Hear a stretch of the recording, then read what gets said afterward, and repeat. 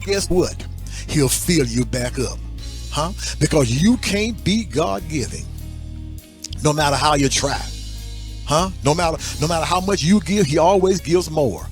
You can never give to the work of God and give out. He will always have somebody who will come along with favor. Oh, glory to God. I know what I'm talking about. Any witnesses out there who know what I'm talking about? You can never outgive God. And when you give to God's work and give to the kingdom process and the kingdom program, you will never give out. Glory to God.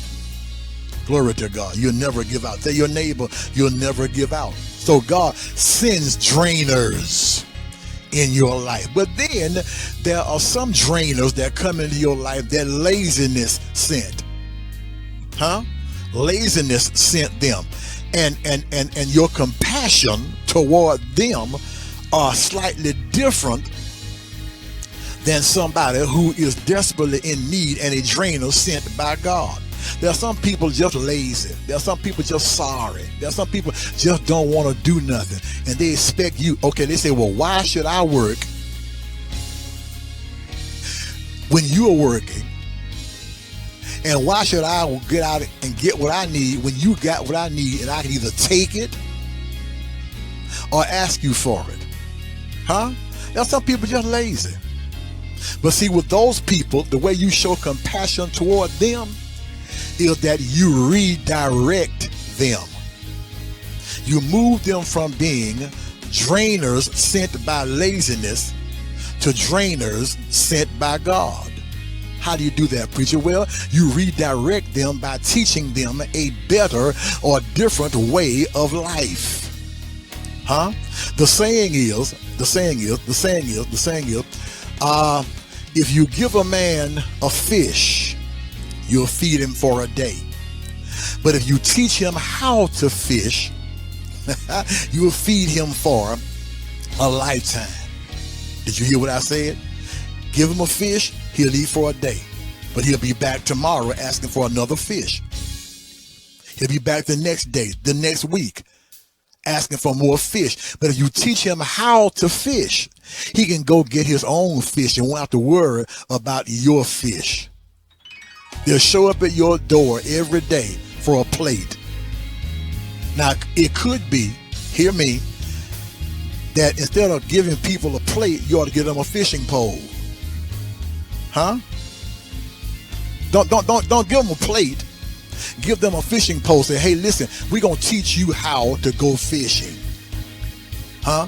A lot of parents right now are in grief and agony with their children because the children are grown. And I'm not criticizing anybody. I'm not on anybody's case. I'm just talking about what I'm talking about. But there are some parents in misery right now and can't live their lives because their children are draining them as adults. There they are, 25, 35, 45, some even 50 years old, living on mama and daddy. At some point, brother, you need to get out and get on your own. Lady, you need to get out and make your own life and catch your own fish. Huh?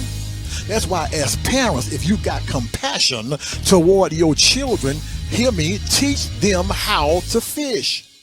If you got compassion toward your children, teach them how to get along in life. You're grown, okay? You have experienced what they're going to experience. You have experienced what they're going to go through. So teach them how not to go through certain things and teach them how, watch this, to wind up draining you of everything that God has blessed you to have. Your latter days ought to be better than the days before. Your latter days ought to be your best days. And you cannot enjoy your best days with somebody draining you, especially when that somebody is your own flesh and blood.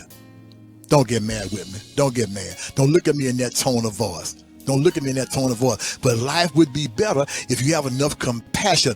And sometimes that compassion toward them will cause you, watch this, in your redirection process to correct them when they are wrong and headed in the wrong direction. Have I got a witness here? Oh, glory to God. Glory to God. Glory to God. You've got to redirect them and get them to go in a different direction. Huh?